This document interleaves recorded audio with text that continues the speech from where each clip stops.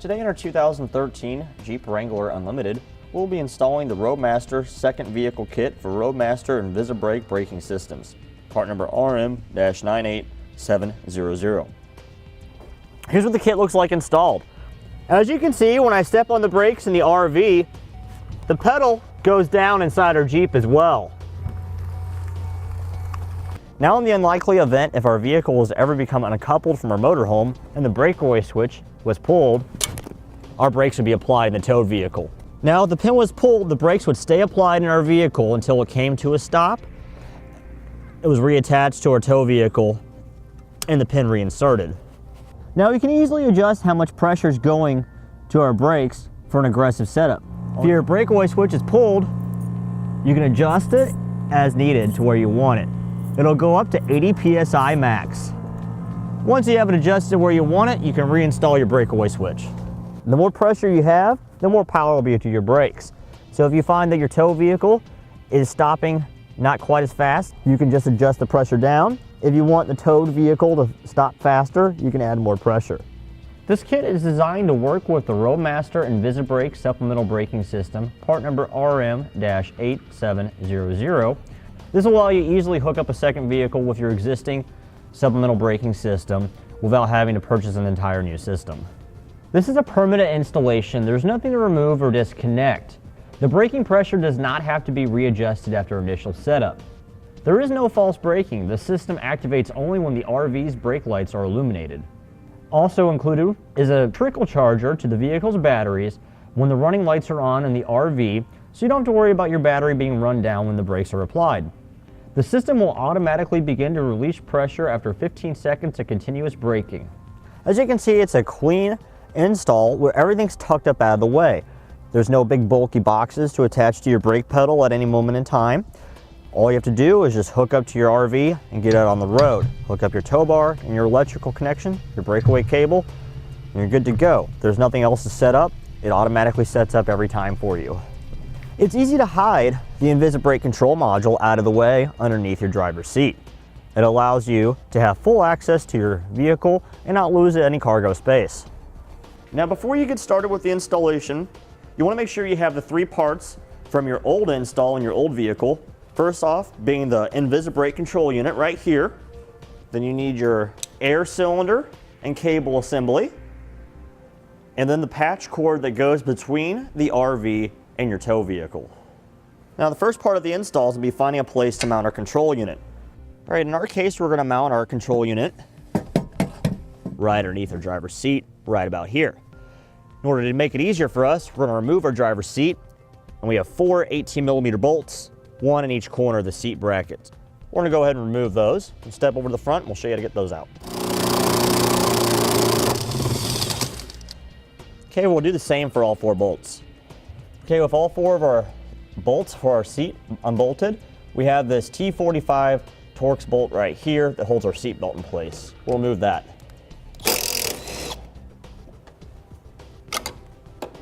Now, underneath our seat, this is the last connection point. We have a connector here for our airbag system. We'll just push on this tab here, disconnect it. Okay, now you can just lift out your seat, set it to the side and out of the way.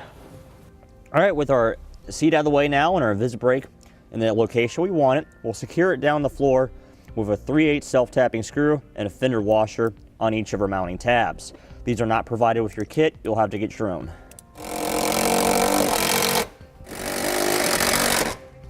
Okay, that's nice and securely mounted. We can carry on for installation.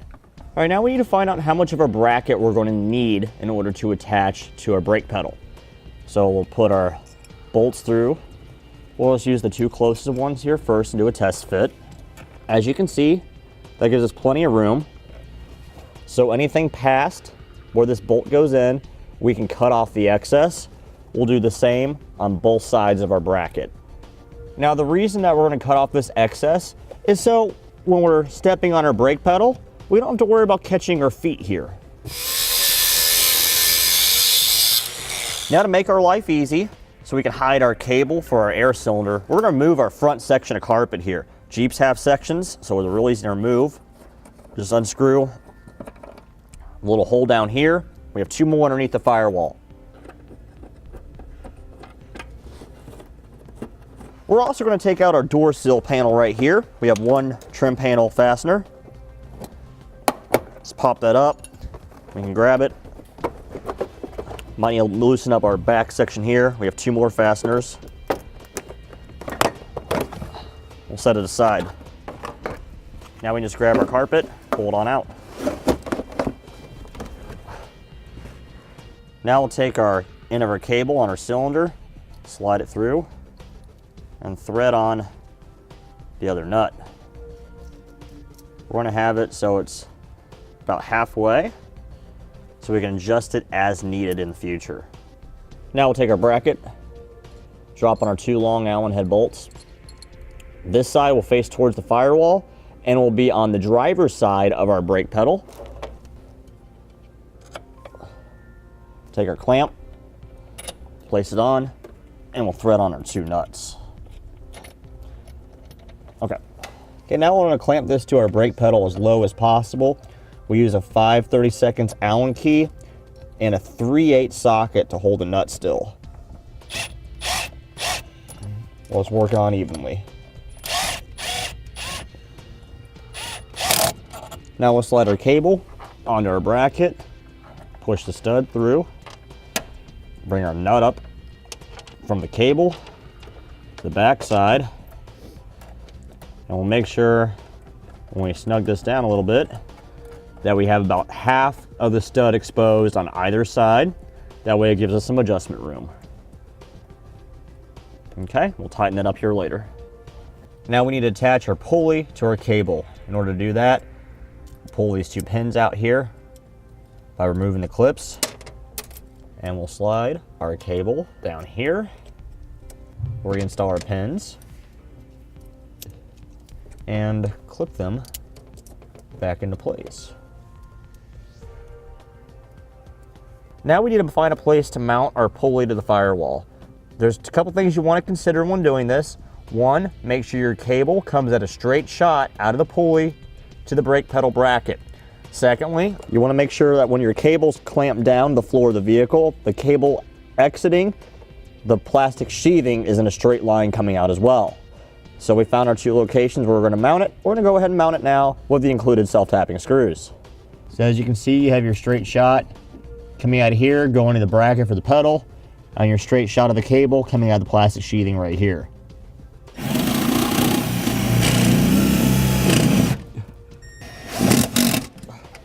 Yeah, once we get up 2 started in opposite corners, we'll install the other 2. Okay, here's the clamp that we're going to use to secure our cable to the floor. Slides right over the metal part here and secured in place with 2 self-tapping screws.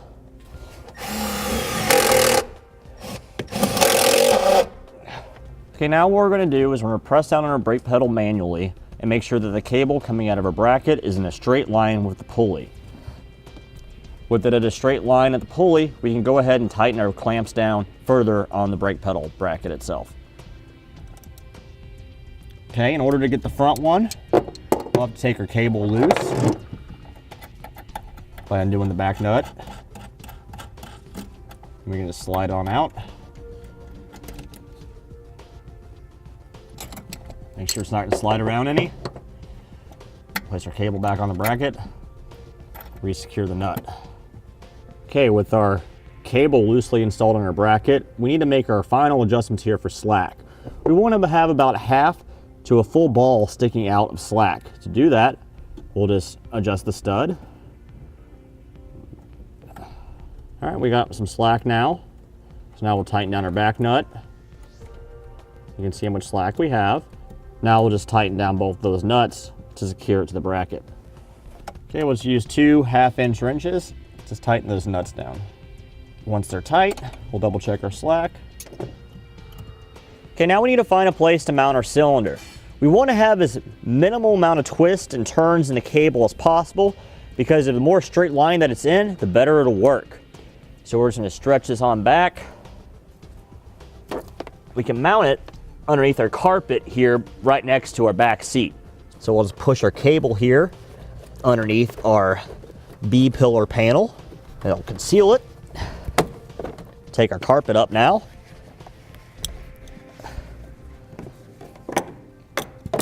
And our cylinder will sit right there. And the carpet will tuck down nice and neat over it. And you won't be able to see it. This clamp will go over the fat end. Just push it down. Make sure our tabs line up. And we'll secure it to the floor with the self-tapping screw. Okay, we'll get our self-tapping screw in place and run it down. Now our fitting here for our airline, we want to make sure it doesn't point straight up, so the airline is not going to be hitting the bottom of the carpet. We want it to come out to the side so we can route it following the cable to our cylinder. Now we'll take our small airline that's included with our kit, plug it into this fitting here, and route it the same direction as our cable towards our cylinder. Now we'll use an airline tubing cutter to cut off our excess, making sure we leave a little bit of slack in case we need it. We're using part number F9009 to make our cut. Okay, with that cut off, we'll plug it into our cylinder. Let's push it in until it stops. Now we'll tuck our carpet back down in. Okay, now we have one end of our big airline tubing. We need to run this through the firewall of our vehicle, and this will connect to our InvisiBrake control unit and to our connections underneath the hood. Okay, right up here where my hand is, point over to this grommet we're going to go through. This grommet, you won't have this if your Jeep has a manual transmission. This is where the slave cylinder goes through. If you have an automatic, it's a perfect place to go through. So we'll just push our airline tubing through a little bit so we have access to it through the engine bay. All right, here's our cable. We'll just pull it up a little bit. Now we'll tape all of our wiring harnesses to the airline tubing and pull them through the firewall too, so we have everything we need in the engine bay. Okay, this plug right here plugs in to our unit here on the back side. This has our power and our ground wire and our cable for our breakaway switch. Here's the end of our power and ground wire. Here's the end of our breakaway switch. We're going to tape this up to each other and pull it on through. Okay, here's our other connector, which plugs into the other back connector on our module. This ties into our existing towed vehicle lighting wiring. So we're going to tape that together with the other wiring harness to the airline.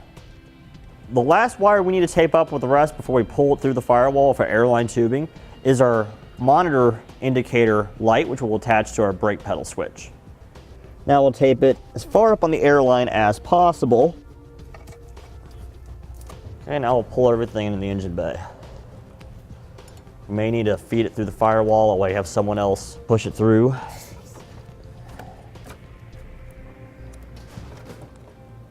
Okay, with that all through now, we'll undo all of our tape. Okay, now we're back inside our vehicle. We're going to plug in all of our connectors so we don't pull out the connectors when we're removing our slack. We'll do the same with our airline tubing too. Now we'll take our vacuum line that's included with our kit and we'll install it on our air hose. Work it down a good amount. The more you have on there, the better. And then we'll plug our air hose onto our fitting here. Push it on all the way. Now we'll just take the rest of our slack out through the firewall of all of our wiring and hose. All right, we went ahead and bundled up all of our wires and cables to an existing wiring harness that goes out the firewall with some zip ties. Trim off the excess here. Now we'll reinstall all of our interior, starting with our carpet. We're going to have to make a notch between our two connection points in our carpet for our cable and our pulley to pass through. Okay, I'm just using a pair of tin snips. If you have a pair of sharp scissors, you can do the same just to cut this. You can also use a sharp utility knife. You can see where we cut out for our cable and for our pulley. Now we'll reattach this to our firewall. Okay, we got our clips back on. Our carpet's adequately cut for our pulley to get through. Now we'll just tuck all of our carpet back in where it belongs.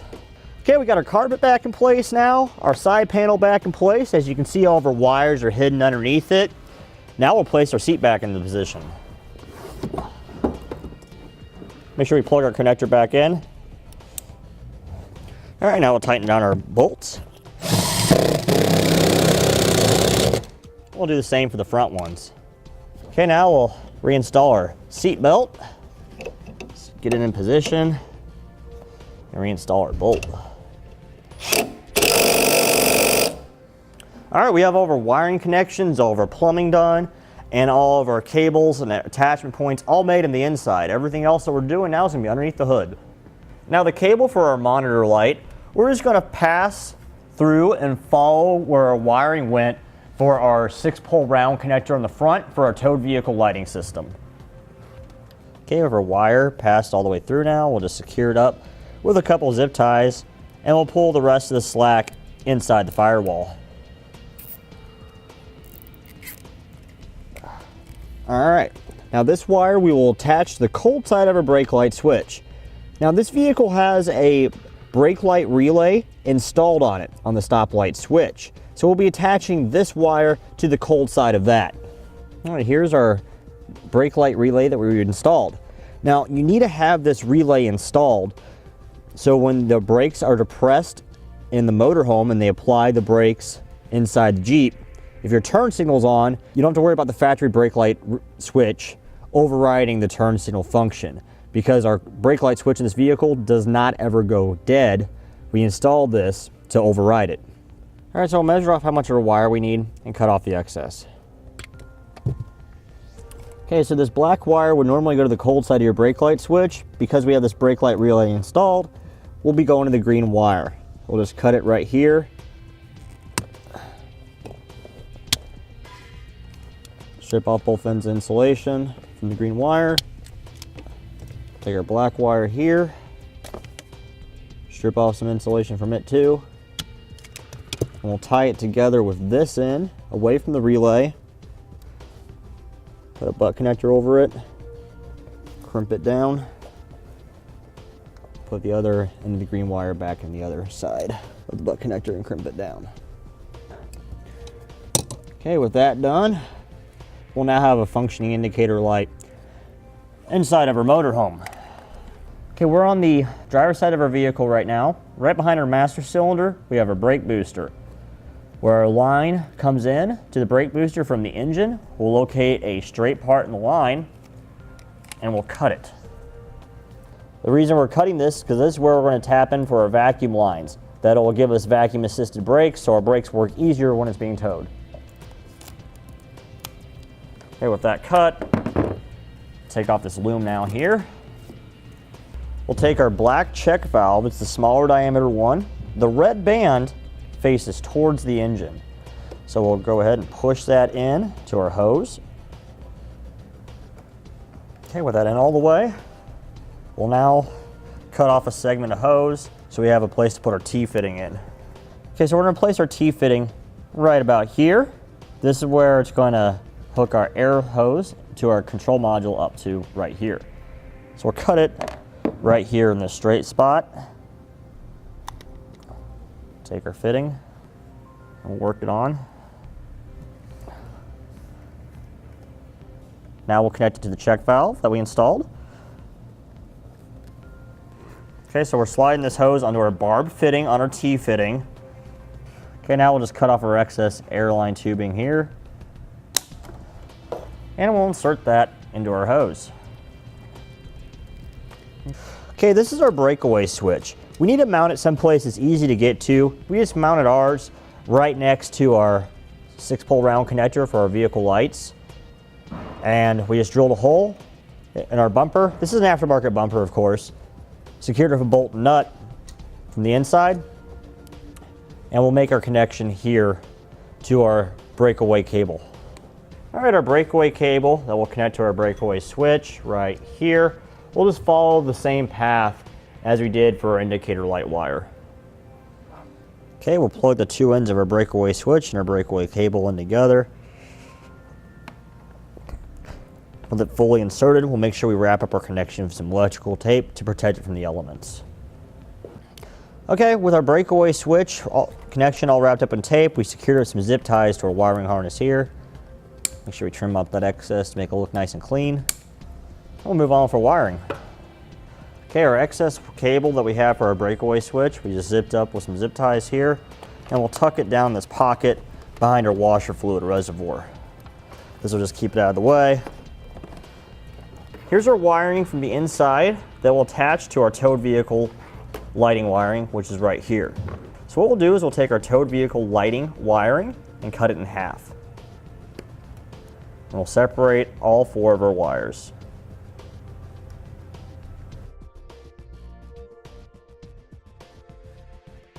Okay, now the section of our towed vehicle lighting wiring that goes to the lights themselves and not the connector, and the wires from inside the car, we'll tie them all together and connect them with butt connectors. We'll be using 10 to 12 gauge butt connectors. Here's the ones that come with the kit, or you can upgrade to a heat shrink butt connector. We have these available on our website. Start with our green wires here. Strip out the insulation from both of these, and we'll tie them together. Okay, with those twisted together, we'll put our butt connector on, and we'll crimp it down. With that done, we'll do the same for the yellow, brown, and the white wires. Okay, now we'll take the other end that goes to the front of our tow vehicle lighting wiring, and we'll connect it to our green, yellow, and brown wire. The white wire is different, so we'll leave that one for later. So we'll insert it into the butt connector, crimp it down. We'll do the green and the yellow wires the exact same way as the brown. Now we're going to take some excess white wire from our excess 4 flat wiring, cut that off, strip off some insulation from it,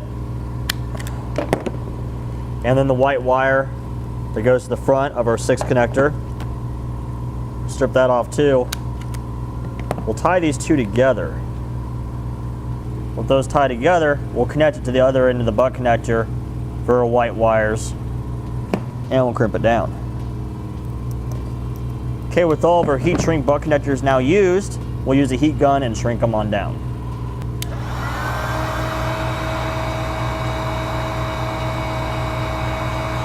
Okay, now with all of our connections made here, we'll go ahead and tuck these back in the original spot underneath this tab. There was a bolt that went right here, 10mm bolt. I just removed it. And we'll just pop up on this with a trim panel tool and slide our wire underneath. Okay, this wire here, our white wires, our ground wire, we need to have it an additional ground, which is why we added the extension. We'll go right here to this factory ground point. There's a 10mm nut. We'll just remove that.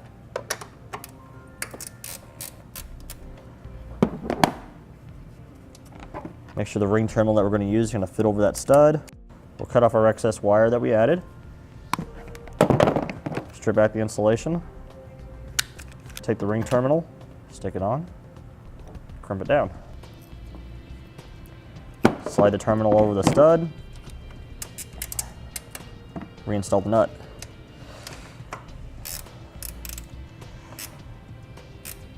Okay, this black and red wire here is our power and ground wire.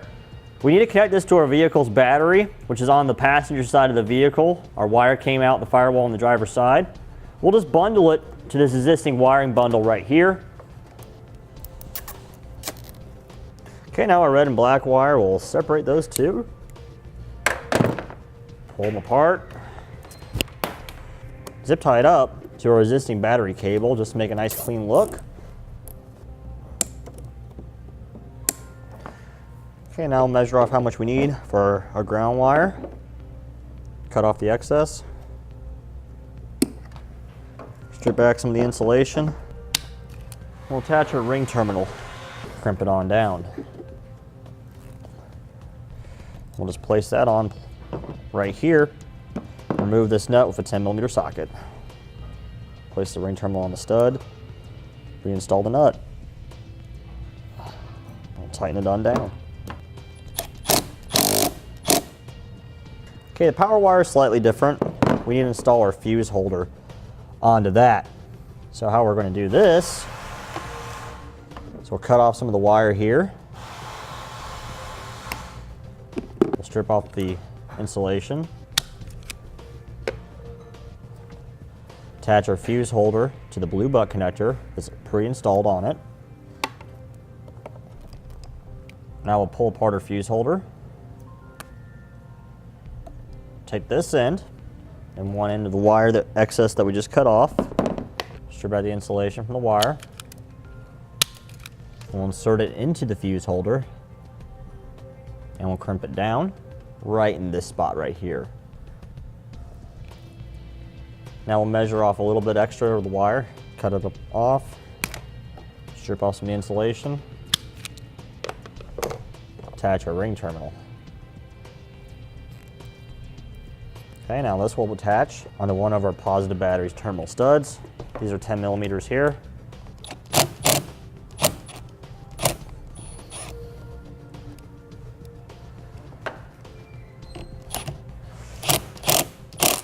Now our fuse for our fuse holder is zip tied right to the fuse wire. So I'll undo the zip tie. So I'll push the fuse in the fuse holder. You have to push it in pretty hard, just to let you know. And we'll connect the other end together. Okay. And that completes our installation of the Roadmaster second vehicle kit for Roadmaster InvisiBrake braking systems, part number RM-98700 on our 2013 Jeep Wrangler Unlimited. Click the link below to shop, learn more, or visit us at etrailer.com.